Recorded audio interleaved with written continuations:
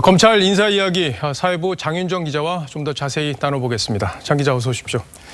자, 추미애 장관이 이제 1년 전에 딱 이제 취임을 해서 사실 앞으로 이제 검찰 인사에서도 추 장관의 입김이 좀 작용할 거다 이런 관측이 많았었는데 지금 상황이 좀 달라지고 있다는 거잖아요.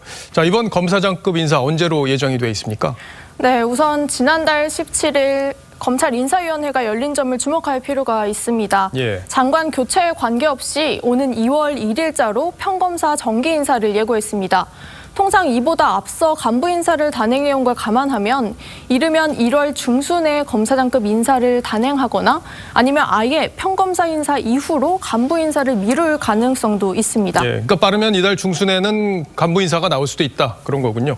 자, 그럼 앞서 리포트에서도 봤지만 그동안 이제 윤석열 라인으로 분류가 됐던 인사들이 이제 컴백할지 이것도 관심이고 그리고 추미애 라인 이제 정리될지 이것도 관심인데 어떻습니까? 네, 한동훈 검사장과 같이 좌천성 인사로 꼽혔던 신봉수 평택지청장과 송경후 여주지청장도 이번 인사 대상입니다. 예. 신 지청장은 중앙지검 2차장 시절 청와대 울산시장 선거 개입 의혹을, 송 지청장은 중앙지검 3차장 시절 조국 가족비리 사건을 지휘했습니다. 예. 자, 그러면 추미애 라인 검사들이 지금 이제 대검과 그리고 서울중앙지검이 여기에 이제 많이 들어와 있지 않습니까? 이거 어떻게 정리가 될 가능성이 있습니까? 네, 추미애 장관 측 인사로는 심재철 법무부 검찰국장과 김관정 서울동부지검장 그리고 이정수 서울남부지검장이 있습니다. 예. 전국 일선 검사장들이 집단 성명서를 낼 때 동참하지 않은 3명이기도 한데요. 이들도 인사 대상이 될 가능성이 높습니다.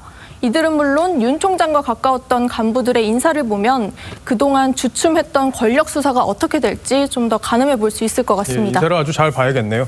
자, 이제 문 대통령이 그동안은 이제 검사 출신을 민정수석에 앉히지 않겠다 이런 얘기를 여러 차례 해왔고 지금까지 과거의 민정수석들도 지금 검사 출신이 없었는데 이번에 이제 민정수석이 바뀌면서 신현수 수석이 이제 검사 출신이잖아요. 네. 그래서 이제 검찰 내부의 사정을 잘 알 거다. 과거 수석들에 비해서 이런 얘기들이 나오고 있는데 아무래도 이제 박범계 장관이 임명이 되면 신현수 수석하고 이 인사 문제를 많이 논의할 가능성이 있지 않습니까? 네, 그렇습니다. 신현수 민정수석은 노무현 정부 시절 사정비서관으로 일한 경험도 있고요. 예. 또 검찰 내부에서도 인맥이 두터운 편이라는 평을 듣고 있습니다. 윤석열 검찰총장과도 친분이 있기 때문에 인사에 대해 협의할 가능성 충분히 있다고 볼 수 있습니다. 예. 검찰청법 제34조를 보면요. 법무장관이 검찰총장의 의견을 들어 검사의 보직을 제청한다라고 되어 있습니다. 추미애 장관은 사실상 이 조항을 무시하고 윤석열 총장 뜻과 무관한 인사를 했다는 비판을 받았었는데요. 이번에는 이 조항이 원칙대로 작동되는 걸 검찰 내부에서도 좀 바라는 분위기가 있습니다. 아, 그런 분위기가 있군요.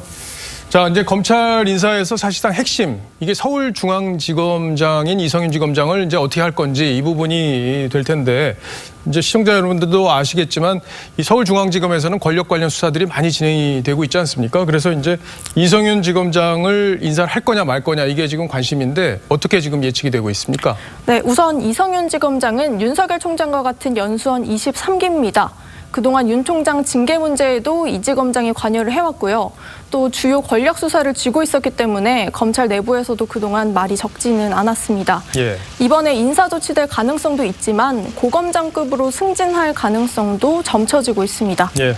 뭐 검찰 인사는 이제 공수처 문제하고도 연결이 돼 있기 때문에 아주 민감할 듯해요. 장 기자 잘 취재해 주시기 바랍니다. 잘 들었습니다. 지금까지 장윤정 기자였습니다.